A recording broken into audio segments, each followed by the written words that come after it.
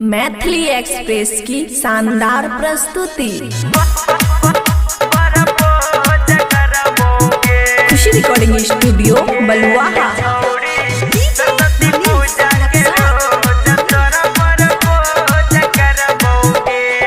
छौड़ी सरस्वती पूजा के रोज तोरा पर पूज करबोगे गे छौड़ी सरस्वती पूजा के रोज तोरा पर पूज करबोगे गे तोरा पर पूज करबोगे दादा के लाल रंग के रोज तोरा पर पूज करबोगे गे छौड़ी सरस्वती पूजा के रोज तोरा पर पूज करबोगे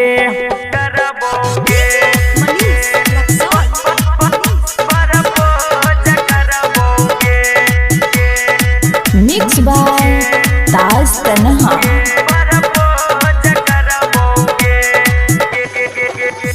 तो देबो प्यार वाला लेटर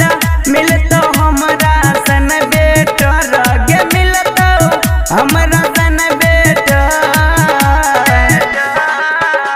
तो देबो प्यार वाला लेटर मिलतो हमरा सन बेटर गे मिलतो हमरा सन बेटर तैया तो जिंदगी में खूबे मौज तोरा पर पूज करबोगे गे छौड़ी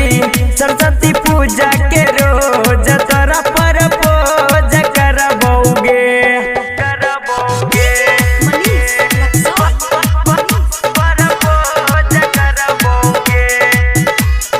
खुशी रिकॉर्डिंग स्टूडियो बलुआहा।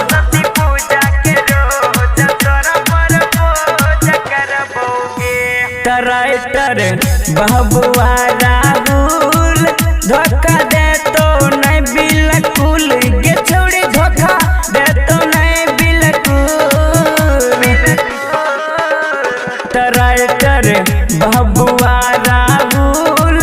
धोखा दे तो नहीं बिल्कुल गे छौड़ी धोखा दे तो नहीं बिल्कुल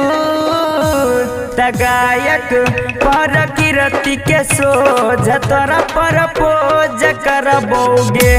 गे छौड़ी सरस्वती पूजा के रोज तोरा पर पूज करबोगे गे तोरा पर पूज करबोगे